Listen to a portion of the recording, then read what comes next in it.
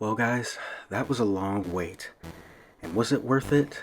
In my opinion, I think it was. Neon Genesis Evangelion 3.0 plus 1.0 Thrice Upon a Time has finally come out on Amazon Prime streaming service for everyone to see. And while everyone has already had their thoughts and opinions and theories out there, I'd like to shed some light on my thoughts of the film. So here we go. The first 10 minutes of this film are pretty slow. Shinji is living in a village where Kensuke and Toji are. However, Toji and Kensuke are all grown up, while Shinji is still standing still due to the curse of the Eva. Asuka is also there, and Shinji has PTSD, mostly because he saw Kaoru die in front of him, and every time he sees the shocker on Asuka, he throws up. The film honestly doesn't really get too interesting until the clone of Rei starts acting, or at least trying to act like herself. She starts doing a lot of chores and activities around the village, and starts dressing up like the original Rei, only until she deactivates herself and explodes right in front of Shinji's face. Shinji, stunned, resolves himself and makes the choice to go with Vendor and hopefully right his wrongs and talk to Misato. I thought this was really cool, but later Kensuke actually takes Shinji to visit one of the labs, and Kensuke introduces Shinji to Misato's 13-year-old boy, Roiji Kaji. One thing that did bother me in the film was actually the village sequence. I didn't really care for it, and I thought it would have been a lot better to show character development between Misato's son and Shinji. I really wanted to see that. While some issues from 3.33 were kind of ignored, like the 14-year time skip, we don't get into the full plot until an hour. It's then we learn about Operation Yamato, their goal to destroy Unit 13 to prevent instrumentality or another impact. I know it may be minor, but at this point I just want to point it out, alright? I just want to say that the original Neon Genesis Evangelion end of Evangelion that came out in 1997 was 1 hour and 30 minutes. That's it. But the mecha fight that was really great was the Tsuburaya Toho production studio fight, complete with set scales and models which literally looked like it was from Japan. I loved it, and I loved how Shinji and Gendo teleported to various places in the original Evangelion series, fighting, breaking the fourth wall, and almost fighting in separate different dimensions. I loved it. Despite what Gendo has done to Shinji, Shinji still wants to understand his father, because he knows deep down they both suffer from loneliness. It's then Gendo shows to Shinji what he truly wants, which is to awaken Evangelion Imaginary. Gendo's wishes then come true, as he awakens Evangelion Imaginary and brings it to life. Both worlds will coexist into one, and so Evangelion Imaginary exists, I guess? However, just in the nick of time, in her last moment, Misato Katsuragi sends Shinji the Sphere of Gaias. In the end, Shinji brings back Asuka, and he tells her that he liked her too.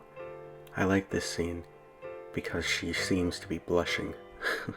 And finally, the connection to Neon Genesis, Evangelion, and the Rebuild films, as some now confirm it's either a continuation or a loop, indicating the loop theory. Some are saying it's confirmed, but honestly, only time will tell. I always liked this part, but at the end, Shinji tells Rei that he'll be fine, and that he's going to create a new world, a better world. And that's exactly what he does. After 25 years, he creates his own world. Shinji then takes the Sphere of Gaias and stabs Unit 1 and 13, destroying all Evangelions and creating a new world with no Evangelions.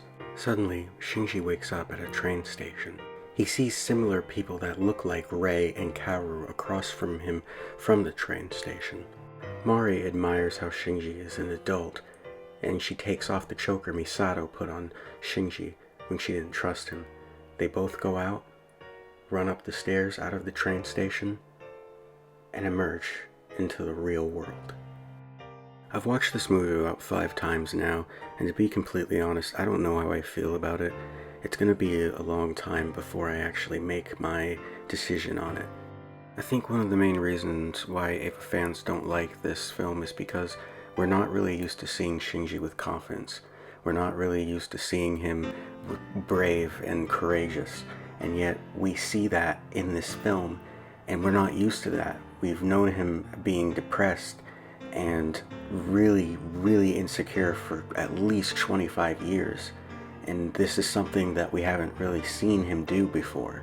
I see that Anno was wanting to do some change, but sometimes too much is not okay, and Evangelion Imaginary was not something that I thought was creative or good at all. It creeped me out a lot, and at that point when I saw it, I kind of lost it a little bit. Like, I didn't know if it was real or if this was a joke.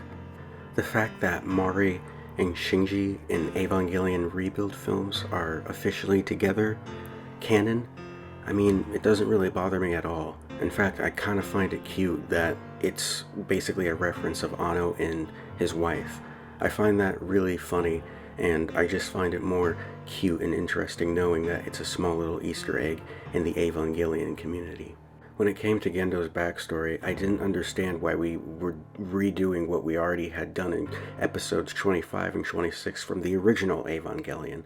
Like, we already knew that Gendo wanted to be with Yui and all of that, but to be completely honest, I thought Mari and Shinji were going to team up and defeat Gendo together in Unit 13, using Unit 1 and Mari's Evangelion, but it didn't happen. I really did not care about Gendo at all.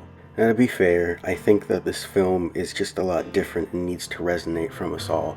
I love the special effects in here, and I think that a lot of the Sakuga, whenever it comes to both mechas fighting, is something that I just can't get over. It's just such eye candy. And a lot of the paintings that they did for this film are really outstandingly beautiful. I love it. I especially like the last part where we see both of the Evas and Shinji going away. I think that's very beautiful, but that's just my opinion. One thing that also did kind of get me depressed was how they treated Misato Katsuragi. You know, she, at that time, in the original, was the only person who was kind of really nice to Shinji at that time. And I felt as if at the end of this film she's doing the same thing. She's helping Shinji with one last thing, but this time it's going to take her life, and I really did not like that. I felt as if that was going to happen, that Shinji was going to come into instrumentality and talk to her and ask her, what do you want? And hopefully she would show back up into the train station. But she didn't at all. And it was completely sad. It was a missed opportunity, because I wanted to see Misato Katsuragi and Kaji and her son there, but we didn't get that at all. And it's sad. Overall, I'm just happy that Anno is now done with this chapter of his life and his career. I think that the film was okay, but there were some parts in it that I just did not really care for. Personally, I am happy that Anno is now doing something that he loves, and I am happy that this chapter of his life is over, but to be completely honest, I do feel as if the movie could have been a little bit better. And as for the whole hype of waiting for this movie for 10 years, it's hard to say if it was all worth it or not, but I'm definitely gonna have to think about this over time. Regardless, thank you all for watching my video, and I'll see you in the next one. Peace.